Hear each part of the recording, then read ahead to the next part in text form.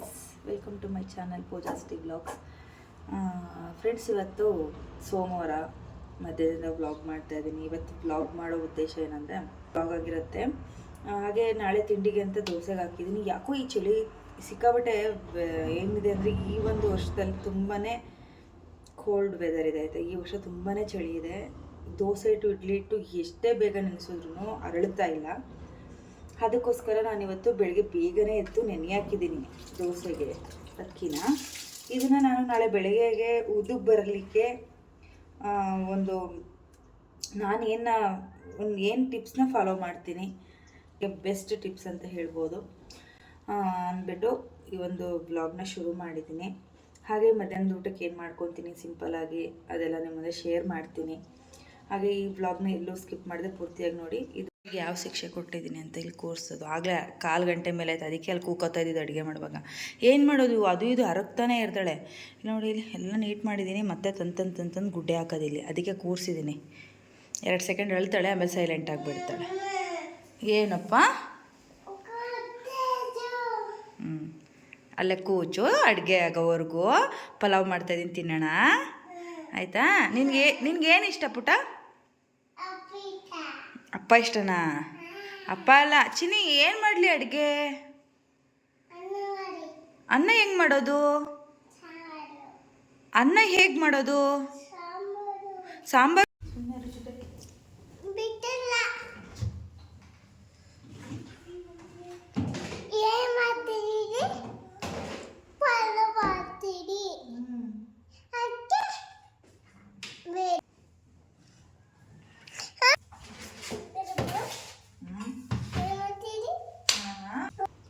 ಸ್ವಲ್ಪ ಶುಂಠಿ ಬೆಳ್ಳುಳ್ಳಿ ಪೇಸ್ಟನ್ನು ಮಾಡಿಡಬೇಕು. ಒಟ್ಟಿಗೆ ಪಲಾವು ಆಗೋ ಥರ, ಮತ್ತು ಸ್ವಲ್ಪ ಸ್ಟೋರು ಮಾಡ್ಕೊಳ್ಳೋ ಥರ ಮಾಡಿಟ್ಕೊತೀನಿ.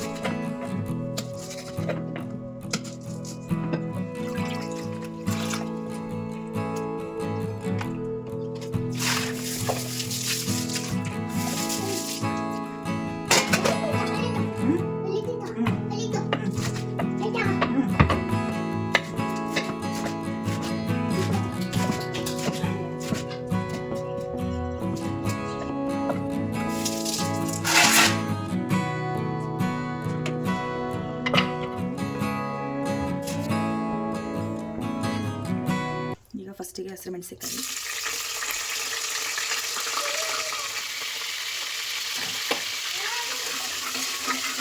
ಈರುಳ್ಳಿ,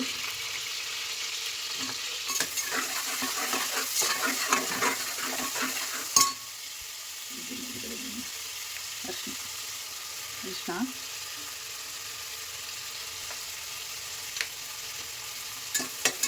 ಹಾಗೆ ಮನೆಯಲ್ಲೇ ಮಾಡಿರುವಂಥ ಪಲಾವ್ ಪೌಡರ್ ಅಂದರೆ ಚಕ್ಕೆ ಲವಂಗ ಇವೆಲ್ಲ ಗರಂ ಮಸಾಲ ಮನೆಯಲ್ಲೇ ಮಾಡ್ಕೊಂಡಿರೋದು.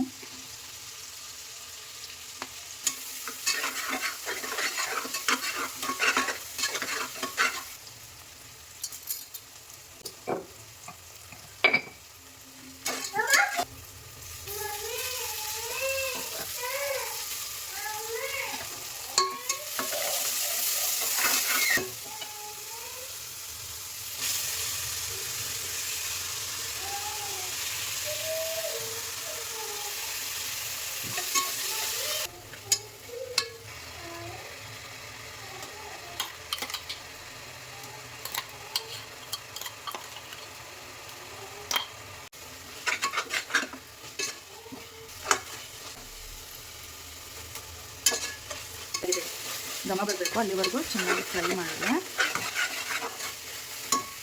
ಈಗ ಟೊಮೆಟೊ ಹಾಕೋಣ.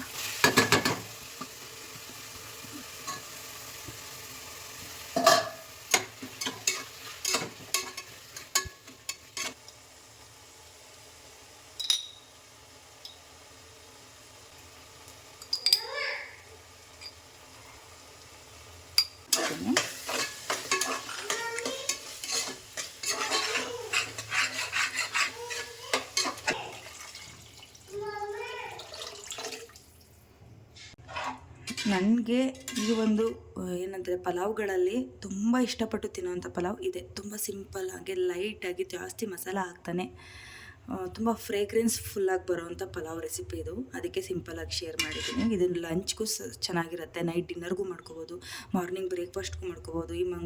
ಈ ನಾನ್ ವೆಜ್ ತಿನ್ನೋವಂಥ ದಿನಗಳಲ್ಲಿ ಲೈಟಾಗಿ ಚಿಕನ್ ಗ್ರೇವಿ ಮಾಡಿಕೊಂಡು ಈ ಥರ ಸಿಂಪಲ್ ಪಲಾವ್ ಮಾಡಿಕೊಂಡ್ರೆ ಬೆಸ್ಟ್. ಯಾರು ನೆಂಟರಿಗೆ ಸಖತ್ತಾಗಿರುತ್ತೆ ತಿನ್ನಲಿಕ್ಕೆ, ನೆಂಟರು ಬಂದಾಗ ಮಾಡಲಿಕ್ಕೆ. ಒಮ್ಮೆ ಟ್ರೈ ಮಾಡಿ ಆಯಿತಾ ಈ ಥರದೊಂದು ಪಲಾವ್ ರೆಸಿಪಿನ. ಮೆಂತ್ಯ ಸೊಪ್ಪಿನ pulao, simple and very tasty recipe. ಈಗ ಅಳತೆಗೆ ತಕ್ಕಷ್ಟು ನೀರೆಲ್ಲ ಹಾಕಿದ್ದೀನಿ, ಚೆನ್ನಾಗಿ ಕುದಿ ಬರಲಿ. ಅಷ್ಟರಲ್ಲಿ ಅಕ್ಕಿ ತೊಳೆದು ಇಟ್ಕೊಂಡು ಬಿಡ್ತೀನಿ. ಅಕ್ಕಿ 1 ಗ್ಲಾಸ್ ತೊಗೊಂಡಿದ್ದೀನಿ, ಅದರ ಅಳತೆಗೆ ತಕ್ಕನಾಗ ನೀರು ಹಾಕಿದ್ದೀನಿ.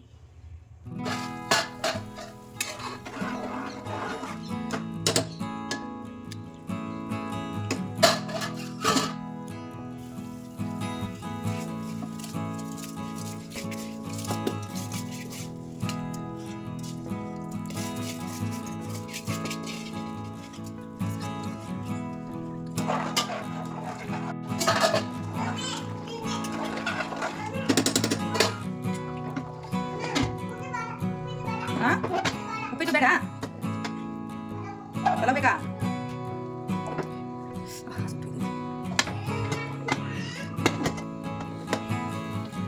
ಒಂದು ವಿಷಯ ಹೊಡಿಸ್ತೀನಿ. ಈಗ ಪಲಾವ್ ಹೇಗಾಗಿದೆ ನೋಡೋಣ.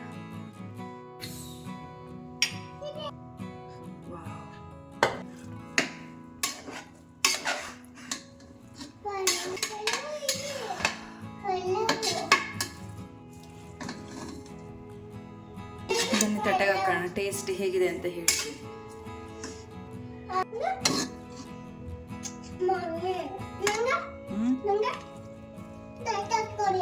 ಆಯ್ತು, ಹಾಕಿ ಕೊಡ್ತೀನಿ ತಡಿ ಒಂದು ನಿಮಿಷ. ಫ್ರೈ ಮಾಡ್ಕೊಂಡಿದ್ದೆ. ಮಧ್ಯಾಹ್ನದ ಲಂಚ್ ಮೆಂತ್ಯ ಸ್ಪಿನ್ ಲೈಟ್ ಪಲಾವ್ ಮತ್ತೆ ಬೆಟ್ಟ ಫ್ರೈ.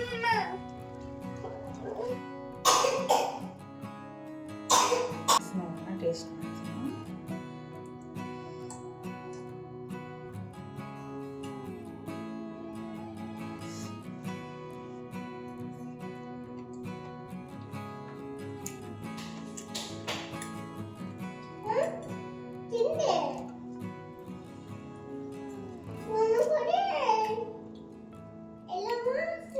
ಚೆನ್ನಾಗಿದೆ. ಸ್ವಲ್ಪ ಸಾಲ್ಟ್ ಕಮ್ಮಿ ಆಯಿತು ಅಷ್ಟು ಬಿಟ್ಟರೆ ಪಲಾವ್ ತುಂಬ ಚೆನ್ನಾಗಿದೆ.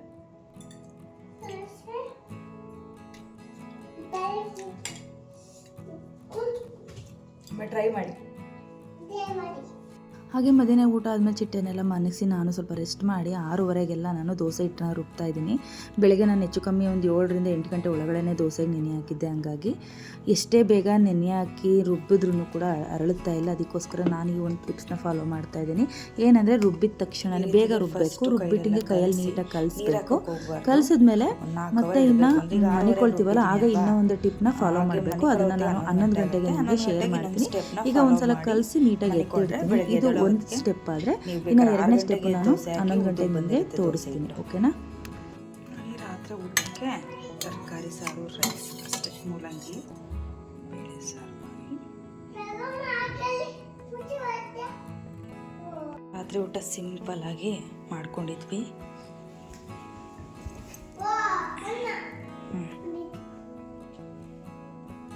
ಊಟ ಎಲ್ಲ ಆದಮೇಲೆ ನಾನಿನ್ನು ಪಾತ್ರೆ ಎಲ್ಲನೂ ಜೋಡಿಸಿ ಒಂದು ಕಡೆಯಿಂದ ಅಡುಗೆ ಮನೆ ಕ್ಲೀನ್ ಮಾಡ್ಕೊಂಡು ಪಾತ್ರೆ ಎಲ್ಲ ತೊಳೆದಿಟ್ಬಿಡ್ತೀನಿ.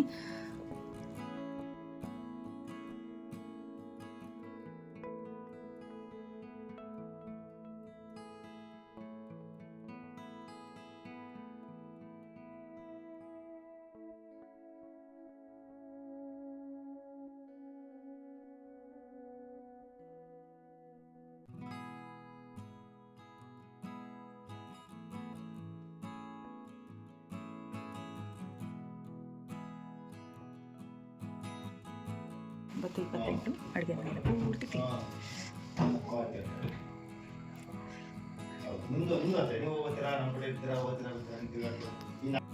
ಅಡುಗೆ ಮನೆಯೆಲ್ಲ ಕ್ಲೀನ್ ಆಗಿದೆ. ದೇವರಾಜ್ ಅವ್ರ ಜೊತೆ ಮಾತಾಡ್ತಿದ್ದಾರೆ. ಆಮೇಲೆ ದೋಸೆ ಹಿಟ್ಟಿಗೆ ಕರೆಕ್ಟಾಗಿ ಬಿಗ್ ಬಾಸ್ ಮುಗಿದ್ಮೇಲೆ ಇನ್ನೊಂದು ಟಿಪ್ಸ್ ಇದೆ, ಅದನ್ನೊಂದು ಮಾಡಿಟ್ಬಿಟ್ಟು ಮನೆ ಕೊಡೋದಷ್ಟೇ. 11 ಗಂಟೆಗೆ ವ್ಲಾಗ್ನ ಕಂಟಿನ್ಯೂ ಮಾಡ್ತೀನಿ. ಈಗ ಬಿಗ್ ಬಾಸ್ ನೋಡೋ ಟೈಮು ನಾನು ಮಿಸ್ ಮಾಡೋದೇ ಇಲ್ಲ ಬಿಗ್ ಬಾಸ್. ಹಂಗಾಗಿ ಸರಿ, ಅಡುಗೆ ಮನೆಯೆಲ್ಲ ಕ್ಲೀನ್ ಮಾಡಿದ್ದಾಗಿದೆ. ಆರಾಮಾಗಿ ಬಿಗ್ ಬಾಸ್ ನೋಡೋದಷ್ಟೇ.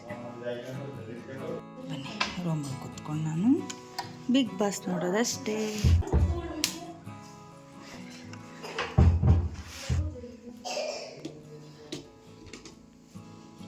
ನನಗೆ ಈ ಮನೇಲಿ ಮೋಸ್ಟ್ ಫೇವ್ರೆಟ್ ಜಾಗ ಅಂದರೆ ನನ್ನ ರೂಮ್. ನನಗೆ ಕಂಫರ್ಟಬಲ್ ಪ್ಲೇಸ್ ಐತೆ. ನನಗೆ ಟಿ ವಿ ಇಲ್ದಿರೋದ್ರಿಂದ ಆರಾಮ್ಸೆ ಮಾಡ್ಕೊಂಡು ವೀಡಿಯೋಸ್ ನೋಡೋಕ್ಕಾಗಿರ್ಬೋದು, ಎಡಿಟಿಂಗ್ ಮಾಡೋಕ್ಕೆ ನಾನು ಇದೇ ಇಲ್ಲದೆ ನನಗೆ ಕಂಫರ್ಟ್ ಜಾಗ. ಜಾಸ್ತಿ ಸೌಂಡು, ಹೊರಗಡೆ ಸೌಂಡ್ ಎಲ್ಲ ಕಾಣಿಸಲ್ಲ, ಹಾಗಾಗಿ ಹೊರಗಡೆ ಸೌಂಡೆಲ್ಲ ಕೇಳಿಸಲ್ಲ. ಎಡಿಟಿಂಗ್ ಮಾಡಲಿಕ್ಕೆಲ್ಲ ಅನುಕೂಲವಾಗಿರುತ್ತೆ. ಹಾಗಾಗಿ ನಾನು ಇದನ್ನು ಚೂಸ್ ಮಾಡ್ಕೊತೀನಿ. ಜಾಸ್ತಿ ಟೈಮ್ ನಾನು ಇಲ್ಲೇ ಕಳೆಯೋದು. ನೋಡಿ ಇವಳ ಬಡ್ಡಿ ಇರಲಿ ಬಿಡು. ಡ್ಯಾನ್ಸ್ನ ಮಾಡ್ತಿಲ್ವ? ಮಕ್ಕಳ ಆ್ಯಕ್ಟಿವಾಗಿ ಹಿಂಗೆ ಇರ್ಬೇಕಣಪ್ಪ, ಎಲ್ಲದನ್ನೂ ಇದು ಮಾಡಬಾರ್ದು. ಕ್ಲೀನ್ ಮಾಡಿದ್ಲಂತೆ ಸಿಂಚು, ಈಗ ಎಲ್ಲ ಜೋಡಿಸಿದ್ಲಂತೆ. Super, thank you. ಈಗ ಕರೆಕ್ಟಾಗಿ 11:26. ಈಗ ಏನಂದರೆ ಒಂದು ಮೀಡಿಯಮ್ ಗ್ಲಾಸಲ್ಲಿ 1 ಗ್ಲಾಸಷ್ಟು ನೀರನ್ನ ಕುದಿಯೋಕ್ಕೆ ಇಟ್ಟಿದ್ದೀನಿ. ಚೆನ್ನಾಗಿ ಕುದೀಲಿ. ಇದು ಕುದಿಯೋದ್ರಲ್ಲಿ ನಿಮಗೆ ಏನು ತೋರಿಸ್ಬೇಕು ಅಂದ್ಕೊಂಡಿದ್ದೀನಿ ಅಂದರೆ, ದೋಸೆ ಹಿಟ್ಟನ್ನ ಈ ರೀತಿಯಾಗಿ ರುಬ್ಬಿರಬೇಕು. ಅಂದರೆ ನೀರಿನ ಅಂಶ ಕಮ್ಮಿ ಇರಬೇಕು. ನೋಡ್ತಾ ಇದ್ರಲ್ಲ ಕನ್ಸಿಸ್ಟೆನ್ಸಿ ಎಷ್ಟು ತಿಕ್ಕಾಗಿದೆ ಅಂತ. ಇಷ್ಟು ಗಟ್ಟಿಯಾಗಿದ್ದರೆ ನಾವೀಗ ನೀರು ಆ್ಯಡ್ ಮಾಡ್ತೀವಲ್ಲ ಅಲ್ಲಿಗೆ ಸರಿ ಹೋಗುತ್ತೆ. ಇಲ್ಲಾಂದರೆ ಬೆಳಗ್ಗೆ ದೋಸೆ ಹಿಟ್ಟು ತೆಳುವಾಗ್ಬಿಡುತ್ತೆ. ಹಂಗಾಗಿ ಗಟ್ಟಿಯಾಗಿ ರುಬ್ಕೋಬೇಕು.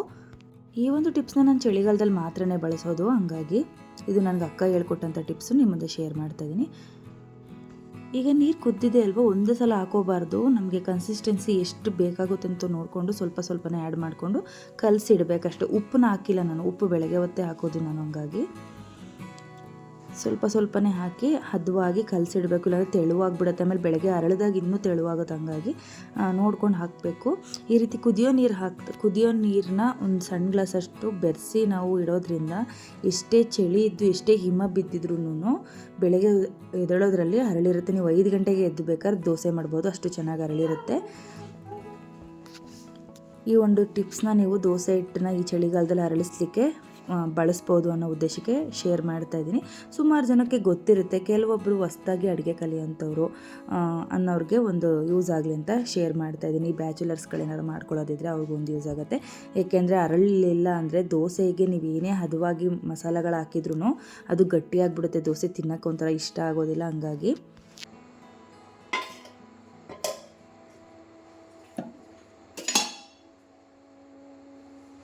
ಹಾಗೆ ಬೆಳಿಗ್ಗೆ ದೋಸೆಗೆ ಅಂದ್ಬಿಟ್ಟು ಕಾಬೂಲ್ ಕಡಲೆಕಾಳು ಮತ್ತು ಬಾಳಕ್ಕೆ ಹಾಕಿ ಗೊಜ್ಜು ಮಾಡಲಿಕ್ಕೆ ಈಗಲೇ ನೆನೆ ಹಾಕಿ ಇಡ್ತಾ ಇದ್ದೀನಿ.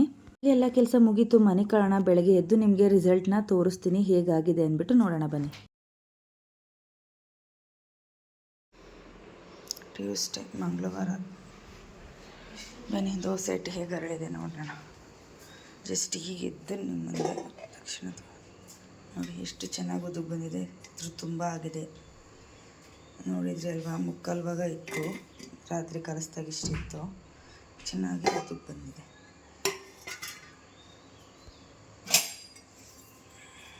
ಇದು ನೊರೆ ಥರ ನೋಡಿ, ಹಿಂಗೆ ಆಗಿದ್ರೆ ಚೆನ್ನಾಗಿ ಉದುಗಿದೆ ಅಂತ.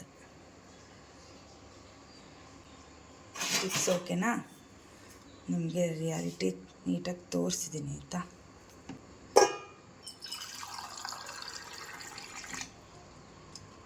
ಈ ಚಳಿಗಾಲಕ್ಕಂತೂ ನಿಜ ವರ್ಕ್ ಆಗುತ್ತೆ. ನಾನಂತೂ ಇದೇ ಥರನೇ ಮಾಡ್ತಾ ಇರೋದು, ಅದಕ್ಕೋಸ್ಕರ ನಿಮಗೆ ಶೇರ್ ಮಾಡ್ತಾಯಿದ್ದೀನಿ. ಯಾಕೆಂದರೆ ಲಾಸ್ಟ್ ವೀಕ್ ದೋಸೆಗೆ ಹಾಕ್ದಾಗ ಅದು ನಾನು ಮರ್ತೆ, ಈ ಥರ ಮಾಡೋದು ಮರ್ತೆ. ಮಾಮೂಲಿ ಬೇಗ ನೆನೆ ಹಾಕಿದ್ದೆ, 6 ಗಂಟೆಗೆಲ್ಲ ರುಬ್ಬಿದ್ದೆ. ಅರಳುತ್ತೆ ಬಿಡು, ತುಂಬ ಬೇಗನೆ ರುಬ್ಬಿದ್ದೀನಲ್ಲ, ತುಂಬ ಟೈಮ್ ಇದೆಯಲ್ಲ ಅಂತಂದರೆ ಬೆಳಗ್ಗೆ ಇದ್ದರೆ ನಾನು ಎಷ್ಟು ರುಬ್ಬಿಟ್ಟಿದ್ದೀನೋ ಅಷ್ಟೇ ಐತೆ, ಒಂಚೂರು ಅಳ್ಳಾಡಿಲ್ಲ. ಅಯ್ಯೋ, ಆಮೇಲೆ ಸಖತ್ ಬೇಜಾರಾಯಿತು. ದೋಸೆ ಸಖತ್ ರಫು ಗಟ್ಟಿ ಬರೋದು, ಅಷ್ಟೆಲ್ಲ ಹಾಕಿ ರುಬ್ಬಿ ಮಾಡಿ ಒಂಚೂರು ಚೆನ್ನಾಗಾಗಿರಲಿಲ್ಲ ದೋಸೆ. ಅದಕ್ಕೆ ನಾನು ಈ ಥರ ಮಾಡ್ತಾಯಿದ್ದೀನಿ. ಈಗ ಎಷ್ಟು ಚೆನ್ನಾಗಿ ಅರಳುತ್ತೆ ನೋಡಿ, ದೋಸೆನೂ ಸಾಫ್ಟಾಗಿ ಬರುತ್ತೆ. ಅರಳಲಿಲ್ಲ ಅಂದರೆ ನೀವೇನೇ ಉದ್ದಿನಬೇಳೆ ಹಾಕಿ, ಏನೇ ಅನ್ನ ಹಾಕಿ, ಏನೇ ಅವಲಕ್ಕಿ ಹಾಕಿ ಸಾಫ್ಟ್ ಬರೋಲ್ಲ. ದೋಸೆ ಆಗಿರ್ಬೋದು, ಇಡ್ಲಿ ಆಗಿರ್ಬೋದು. ಇಷ್ಟ ಆಯ್ತಾ? ಈಗ ನಿಮಗೆ ಈ ಟಿಪ್ಪು ಕಾಮೆಂಟ್ ಮಾಡಿ.